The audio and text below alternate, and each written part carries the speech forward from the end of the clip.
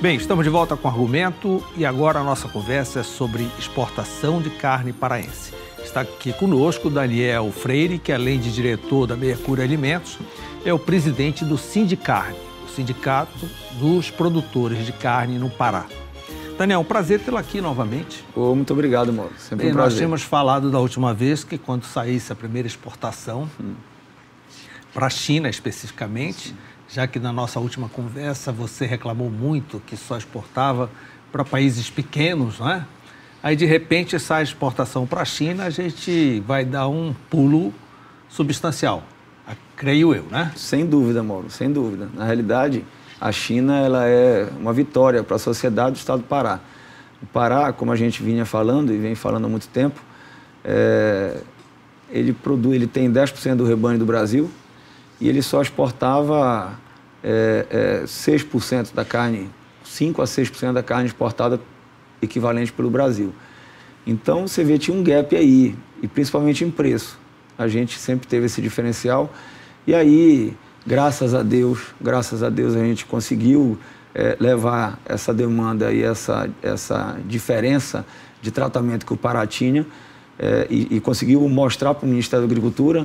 O governo do estado, o governador, comprou essa briga desde o princípio e nos foi acompanhando, nos acompanhou e liderou esse processo também. Fomos ao Ministério, fizemos um trabalho político, porque a parte técnica nós não devíamos nada e não devemos nada a nenhum estado da federação. E aí nós conseguimos agora viabilizar o estado do Pará 4 plantas, uma delas é uma planta nossa, que a Mercúrio administra aqui em Castanhal. Quando abre para a China, por exemplo, também é um passo à frente para abrir para outros países asiáticos, né? Que devem ficar de olho nas recomendações chinesas, né? Se passou na China, é sinal que é bom. Isso é uma coisa que a gente espera. Por exemplo, a Indonésia, ela já está abrindo algumas plantas, não é? Do Brasil. Ela vai abrir 10 plantas, nenhuma do Pará, por enquanto, mas a gente espera que o pontapé inicial será dado. Aí as Filipinas, nós estaremos recebendo, inclusive a unidade nossa de Castanhal está recebendo a visita das Filipinas agora no dia 9 de novembro. Então são 6 plantas só que vão ser visitadas no Brasil, e uma delas é essa unidade nossa também, porque foi escolhida tecnicamente pelo Ministério da Agricultura daquele país.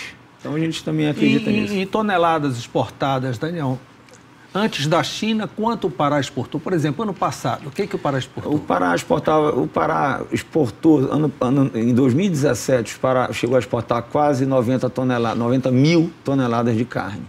Vou te dar um número de produção de carne do Pará, Mauro. O Pará tem 20 milhões de cabeças, mais ou menos. O desfrute, que é aquele gado que está disponível à comercialização, é em torno de 4 milhões de cabeças ano. Desses 4 milhões, 600 mil vão para fora do estado em pé, para confinadores de outros estados. 420 mil ano passado saíram de exportação de gado vivo, de navio, para outros países. Turquia, Egito, Líbano. E aí, o que resta, ele tem o abate certificado das plantas de inspeção estadual e federal, que são da ordem de 2 milhões e 60 mil cabeças. A produção de carne do Pará, certificada em torno de 1 milhão de toneladas de carne. Ano. O consumo interno, ele é somente da ordem de 250 a 280 mil toneladas ano. Então, você vê, nós temos aí em torno de 73%, 74% que é disponível para você vender ou para o mercado nacional ou para o mercado internacional. Até então, o mercado nacional absorvia isso. Ele absorve, ele continua absorvendo, mas o que é que acontece?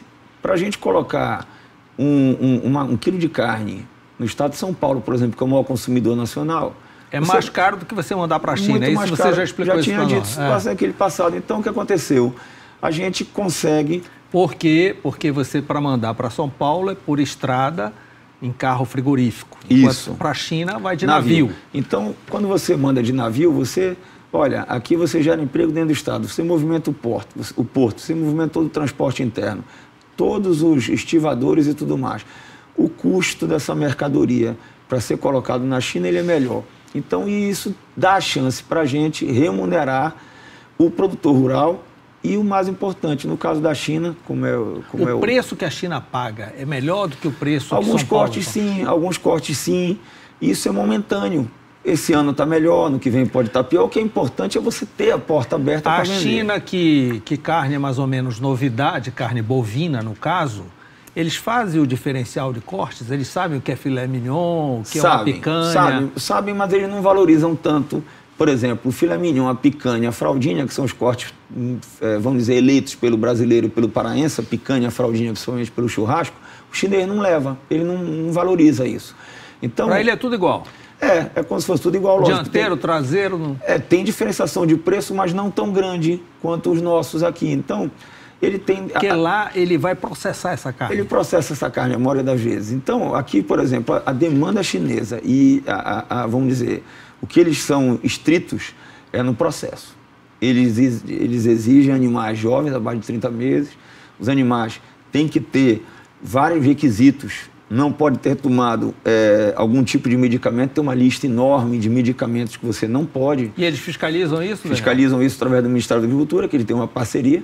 Por exemplo, a nossa planta, todas as plantas que são cefadas, elas têm na ordem de 20 a 22 profissionais do Ministério da Agricultura, geridos por esse órgão, não da empresa, dentro dessas plantas. Então, o Ministério da Agricultura, ele fiscaliza e a China faz auditorias independentes também, constantes nas plantas que são habilitadas. Sim. Bem, você falou o que foi exportado ano passado e agora com o incremento da China, você acha que o Pará chegará a quê? A expectativa, por causa dessas restrições do gado que a China compra, são um gado diferenciado.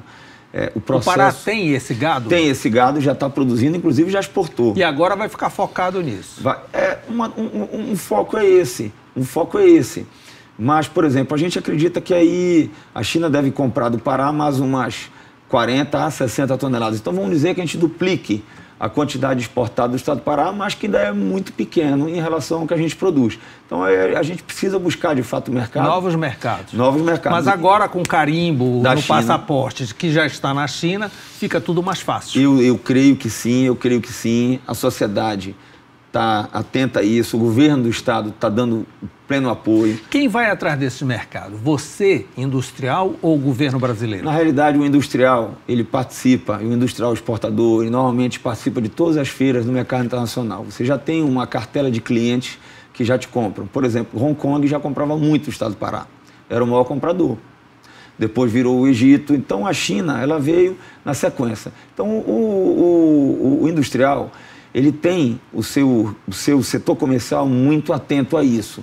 Mas a carne, como foi o caso do queijo que comentaram há pouco no programa, ele demanda um selo, né, e os protocolos sanitários firmados entre países. E era nesse sentido que o estado do Pará ainda está atrás em relação ao Brasil. Pra você ter ideia, como eu sempre falo, a gente ainda exporta para metade dos países que o Brasil exporta, média, e num preço mais barato.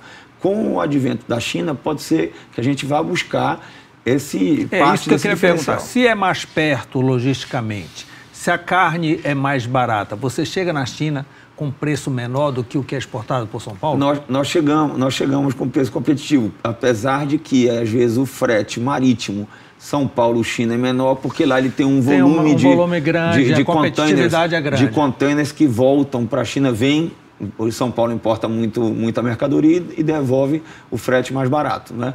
Aqui deve trazer bugiganga ali para João Alfredo e volta com carne. Se traz, às vezes vem tudo por São Paulo, né? Até foi uma demanda, até estava na federação esses dias, o Nilson comentou que era importante o governo do estado atentar para, no futuro, uma isenção de ICMS para importar mercadoria para gerar esse fluxo de container. Então, esse é um estudo que eu acho que é importante também se observar. Mas o que é importante da China, Mauro? É valorizar o produto local. É você incentivar a técnica que está se tornando a mais eficaz, que é o semi-confinamento e o confinamento. Com isso você... Como é que funciona o semi-confinamento? O boi fica só um período no pasto e depois ele entra no curral? Normalmente você tem, na tecnificação da pecuária, você tem o rotacionado de pastagem. Aquele que o boi passa 3, 4 dias num piquete, aquela boiada gira para outro, gira em 8 piquetes normalmente, e segue o fluxo, quer dizer, o ciclo do capim.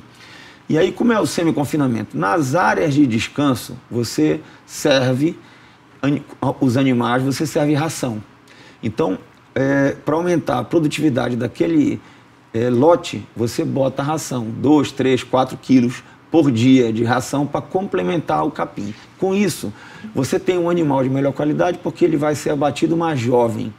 Então, uma carne mais macia e você aumenta o número de cabeça por hectare.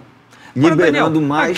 Aquele gado que era criado só no capim, ele não tinha uma carne muito melhor? Como é que agora a ração já superou o capim? Não, ele não é uma carne melhor, Mauro. Ele não é uma carne melhor porque o que acontece? Você tendo um animal só de capim... A gente dizia até que o nosso boi era verde, não sei o quê. Mas você não vai buscar. O primeiro sentimento que uma pessoa espera de uma carne é maciez. Então você não consegue... E o marmoreio?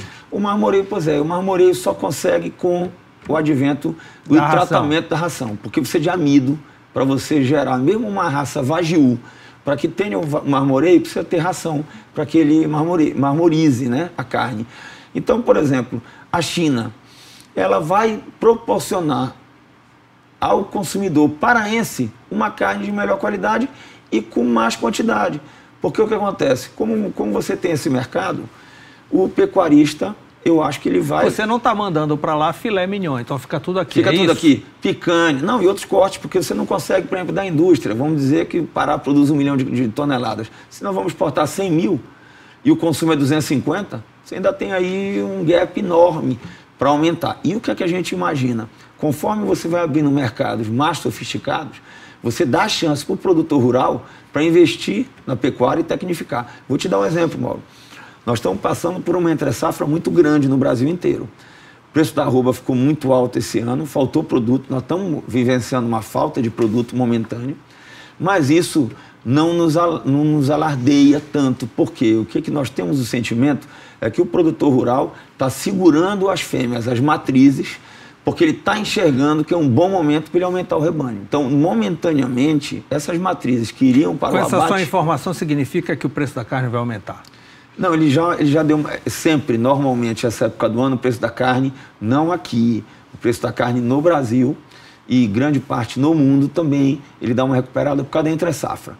Isso é a safra e a entre-safra. Então, o momento de entre-safra é agora, o auge vai até janeiro, fevereiro, nessa região, e depois o sul do Pará já começa a ter oferta de gado, a partir de dezembro já tem oferta de gado. Aqui para o nordeste do estado, a oferta de gado ela começa lá para fevereiro, março. Então isso é normalmente o ciclo da pecuária. Esse ano está um pouco mais forte a entre-safra, por causa que o pecuarista está retendo muita matriz. E também porque o Pará exportou muito bezerro nos últimos 2 anos. Então, esse bezerro que foi exportado no passado é o gado que foi o boi em pé, né? Foi o gado em pé. Então, isso a gente não acredita que esse ano não deve mais ocorrer, porque a Turquia está passando por uma crise de câmbio, uma crise cambial. Então, o produto paraense subiu muito de preço lá. Então vai cair a exportação do boi em pé. Cai a exportação do boi em pé e você vê, o pecuarista tem o substituto, que é vender essa carne para a China processada. E aí, o advento da China obrigou investimentos nessas plantas que estão classificadas? Elas já estão. O maior investimento que eu considero com a abertura de mercados é a manutenção do emprego. Então, você vê, tem indústrias aí, inclusive indústrias que são sediadas no Pará, estavam passando por uma dificuldade financeira muito grande. Você chegou a me falar que tinha 4 ou 5 plantas frigoríficas fechadas. Já retomaram? Não, essas continuam fechadas, mas as plantas, por exemplo, tem outras plantas. Uma já retomou, no sul do Pará, em Xinguara, 700 posições de empregos preservados já estão lá. Inclusive o governador esteve lá para inaugurar. As plantas que pegaram a habilitação de China, elas estavam com quadro diminuído, já retomaram, pela informação que eu tive, já retomaram o emprego e estão contratando mais. E estão fazendo investimento em infraestrutura também. Então isso aumenta... Porque tem alguma coisa frigorífica que vocês teriam que investir, não é isso? Você tem um limitador, porque a carne que você exporta 100% é congelada. Então esses túneis de congelamento, as salas de máquinas das empresas. E a desossa, você vê, Mauro, uma indústria que somente abate, ela tem de 70 a 100 funcionários. Uma indústria que já faz a desossa, você já passa aí para ter 400 a 600. E uma indústria que tem, por exemplo, a Mercúrio tem uma indústria que ela opera em Xinguara, que ela já faz também hambúrgueres, almôndegas, espetinhos, bifes, iscas e inclusive uma tecnologia aí de um congelamento unitário e individual, por exemplo, o bife congelado individualmente. Tudo isso são patamares de verticalização que você leva para a indústria e que isso gera emprego. Então, você chega a ter 1000 empregos diretos. E o que é bacana da indústria frigorífica do estado do Pará é porque a pecuária, Mauro, ela tem, das 20 milhões de cabeças, ela é dividida assim. Isso dados da Depará. Você tem lá de 108 mil propriedades cadastradas, você tem 100 mil que tem até 500 cabeças. Entre 500 e 1000... São pequenos produtores. Você tem 4 mil. E a pecuária é familiar. Familiar. Então, por exemplo, metade do rebanho paraense está na mão naquela pecuária familiar. E isso está espalhado nos 144 municípios do estado. Isso é muito interessante. Interessante. E uma outra coisa interessante, você tem indústria frigorífica, indústria de curtume, coreira, e você tem indústria de processamento de farinhas animais no estado inteiro. Então, por exemplo, hoje a indústria frigorífica do Pará gera 15 mil empregos diretos. Então, 39 plantas entre CIF e CIE. Eu vi que o nosso couro agora foi liberado, está ganhando selo. O couro, nós estamos vencendo uma crise mundial. Não é só o couro do Pará, é o mundo. Porque o couro sintético deve ter tomado o mercado. Está tomando por causa que o couro sintético, isso é muito triste, porque o couro sintético demanda menos mão de obra. O couro natural, primeiro que ele respira. O osso, ele é vendido in natura ou tem um processamento já local? O osso é engraçado. 98% do osso é vendido como farinha. Você faz farinha junto com o resto do resíduo que sai da indústria e vende para alimentação de pintos, né, frango e peixe. Mas hoje já está tendo um mercado para o osso para pet shop. Então é um mercado que está remunerando bem, remunerando melhor. E tem produção local? Produção local. Já sai direto para o varejo? Já sai, tem fábricas aí que compram, né? Locais também para fazer e nacionais. Então isso é um mercado mundial em franca ascensão. Então a pergunta importante, a abertura de um mercado para a China impactou na pecuária do estado como modo geral? As pessoas estão mais animadas, estão mais propensas a aumentar a sua produtividade, sua produção? Eu acredito que sim, Mauro. Inclusive, nós estamos aí em parceria com o governo do estado, nós criamos a Aliança Paraense pela Carne, e nós estamos lançando aí um plano de negócios para o investidor que tem interesse em entrar no ramo. Por exemplo, com esses juros aí, que cada dia estão mais baixos, graças a Deus, você vê a Selic aí nunca teve tão baixa. Então, a expectativa de juro mundial é negativo. Então, se você tiver um dinheiro, e você tem aqui, por exemplo, o município de Castanhal, você tem o ambiente perfeito para a pecuária. Você tem terra, você tem chuva, você tem sol, você tem fotossíntese. Então, você tem um ambiente para investir em pecuária, com uma pecuária barata, e você tem,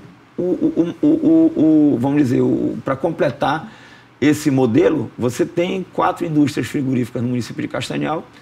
Uma delas exporta para a China, que ele dá a chance do cara comercializar, do produtor rural comercializar o seu produto de uma maneira melhor. Mas vocês querem apresentar um plano de investimento no gado? Plano de investimento no gado. Por exemplo, eu vou lhe dar um exemplo aqui do que é a tecnificação. A Mercúrio administra 3 confinamentos num raio aqui de 100 quilômetros em torno de Castanhal.